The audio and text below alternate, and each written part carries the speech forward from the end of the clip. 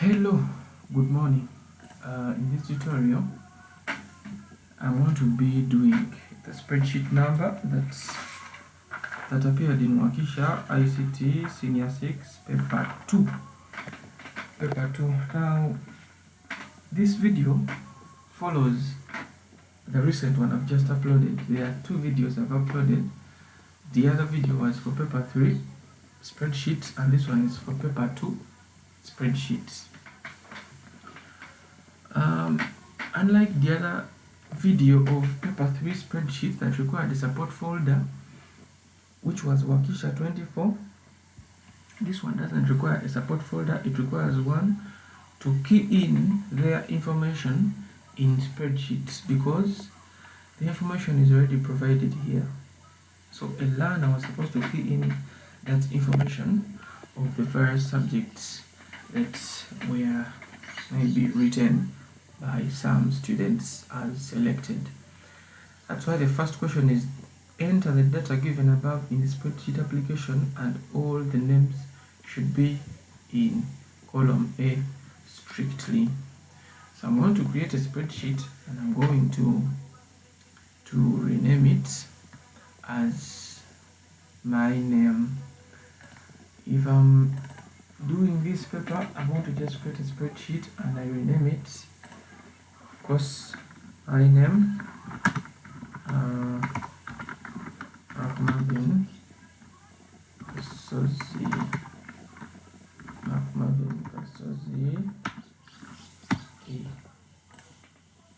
Okay, so if I open this, it's going to be empty because it's a new spreadsheet that has been created. So I'm going to base on this information here to key in the information as required. So this information starts from a student's name, then the subject, the marks, etc. So in my spreadsheet, I'm going to start with student's name or learner's name because it is required in column 1. Learner's name, and not only the learner's name, some other information that was there. It was subjects. The first subjects were biology, here, then the next subject, ICT. The next subject, according to my work here, according to the information provided, is entrepreneurship.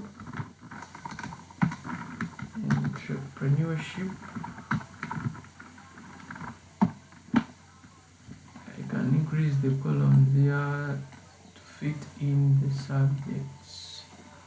Entrepreneurship, physical education,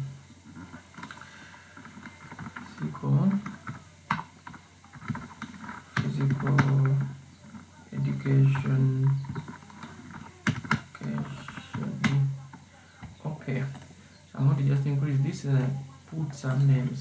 The first name was Joshua according to this information here. The first name was Joshua. So if you look at Joshua's information, Joshua has a 70 in biology, Joshua has a 65 in ICT, Joshua has 80 in ants, Joshua has a 90 in PE. That is Joshua. And after Joshua, Miracle follows. Miracle follows with a 50 in biology.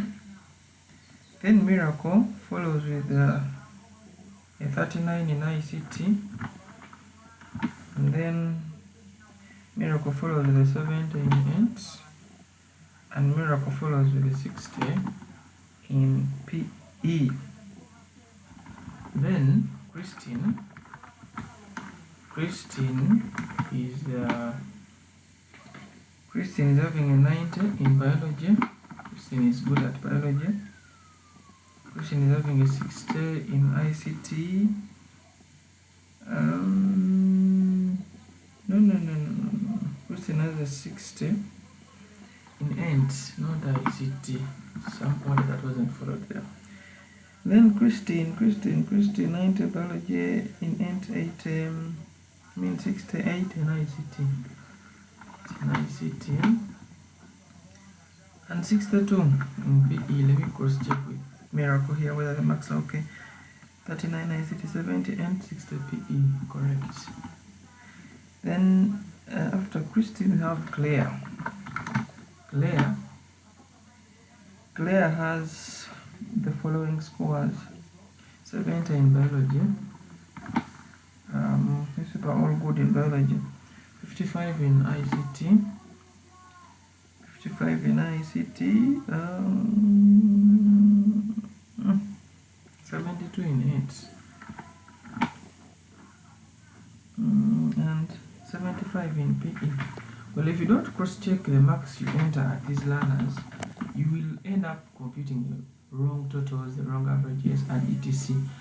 And it will, of course, a learner will lose marks if they don't really type in the correct information here. For example, there was some slight change with Christine. That's why I cross-checked to see whether the marks are in line with these ones at the paper. Then after Claire, there is Patricia. Patricia has 75 in biology. Patricia has 80 in ICT. Patricia has 72 in ENT. And the last mark is 91 in PE. And lastly, Patrico. So it's now a man.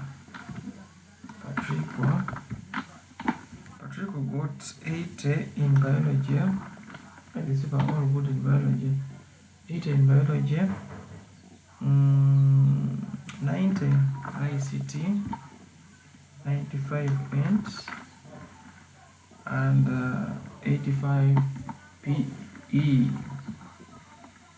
So those are the marks they got. I can put all borders at my work because my spreadsheet should have all borders that look. Use a formula to compute total marks for each student. Put this in column G. In column G here, I want to put total. Then I use a formula because it's a formula required, equals this. So for the formula, I just add this plus this plus this plus this, hit enter, and get the rest of the answers.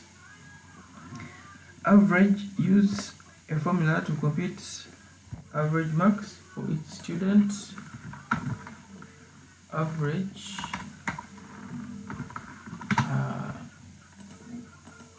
back to the question. Am I required to use a formula function?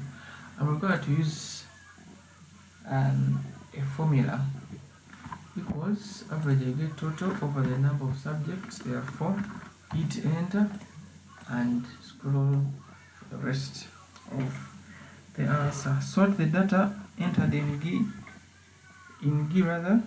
descending order. Sort this data in descending order. Highlight it under home. Here, look for descending, largest to smallest. Expand the selection. Click sort. Then first undo this. Let me first undo this. Undo. I think I was at this level. Yes. Then highlight this data to sort in descending.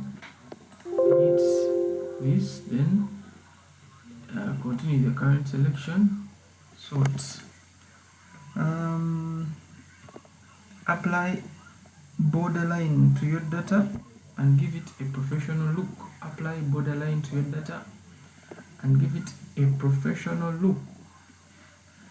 Borderline, we can put some borders in our work to give it that professional look.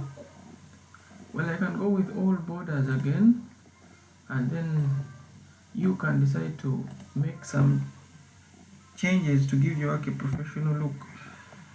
I can even put something like this, line. I can draw some line here to give my work that professional look, and something that is unique, that really makes sense. Yes. We can also give our work a professional look by putting some fill colors that of course do not cover our labels and they do not affect the printers. The dark colors could affect the printers. I can even give this a font color that is professional, something like that. Draw a bar graph for the students' marks in the 3 subjects: biology, ICT, and they want us to draw a bar graph. The question is right here. I want us to draw a bar graph, a bar stroke column graph for the students' marks in the 3 subjects, and the subjects are listed.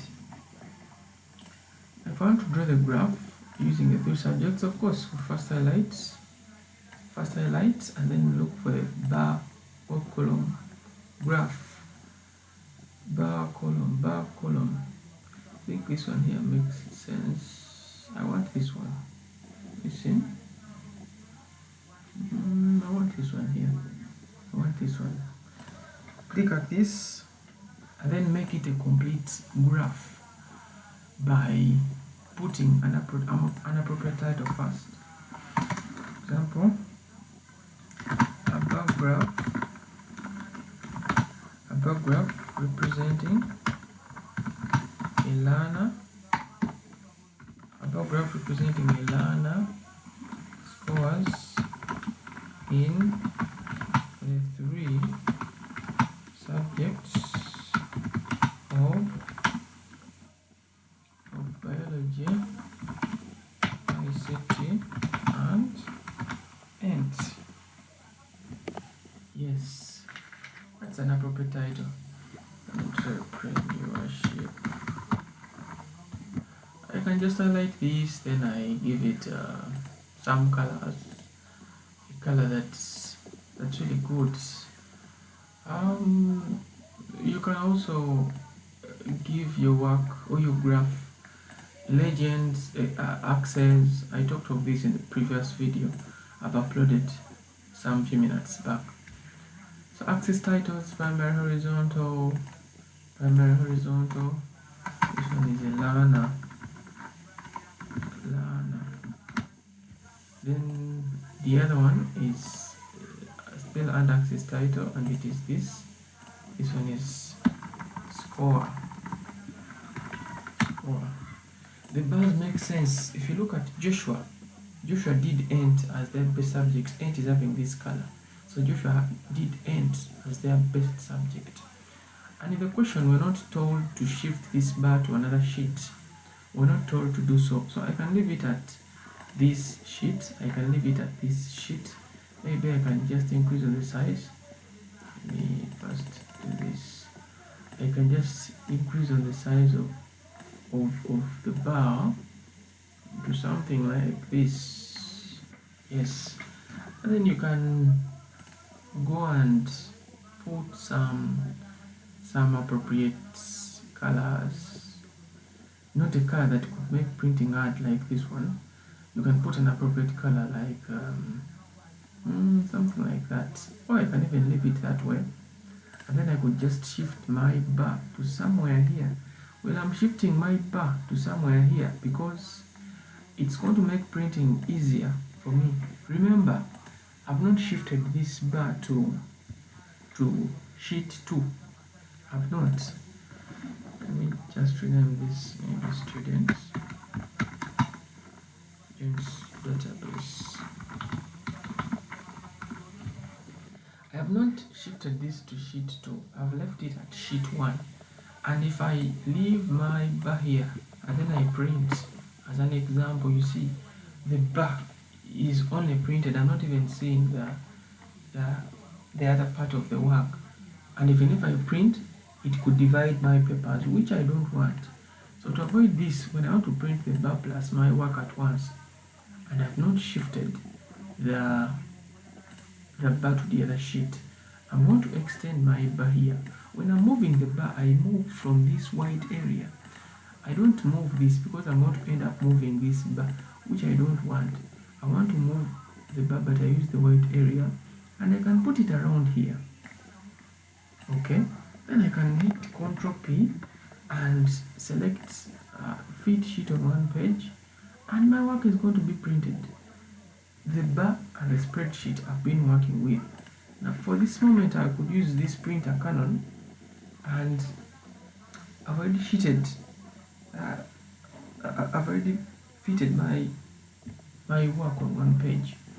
And this setting is so important in spreadsheet, so important, because if you don't and then you leave your work like such, for example my bar is here, and I try to print and I've not selected fit sheet on one page, you see it's even dividing my work. I'm going to end up printing 2 papers, which is wastage of paper, and at times the bar can be cut, which could even get you wrong scores. So to avoid that, if you've not put your graph to the other sheet, just extend it here, print, select fit sheet on one page, and under this, what is this? Let me first get back to this, Ctrl P again, fit sheet on one page, then my printer is Canon, then I command print, now printing. Okay, and that was it for the paper. It was spreadsheet in that exam of Wakissha. So I've done the 2 spreadsheet numbers, but in 2 different videos. So the comments I've been getting of doing spreadsheet at least, I've done it, and I thank you a lot for the feedback. I thank you a lot for the views and for the subscriptions. We are at now 200 subscribers, and the views are just heading to 7,000 views in all the videos I'm uploading. I'm heading to 10,000 views. I'm very glad for that. And I'm always publishing the channel to a lot of groups. You could also push the link to some other areas. The videos could be so helpful, and the videos are also having those O-level ICT videos. Kumeza video is there, and some other videos. Kumeza is also heading to 1K.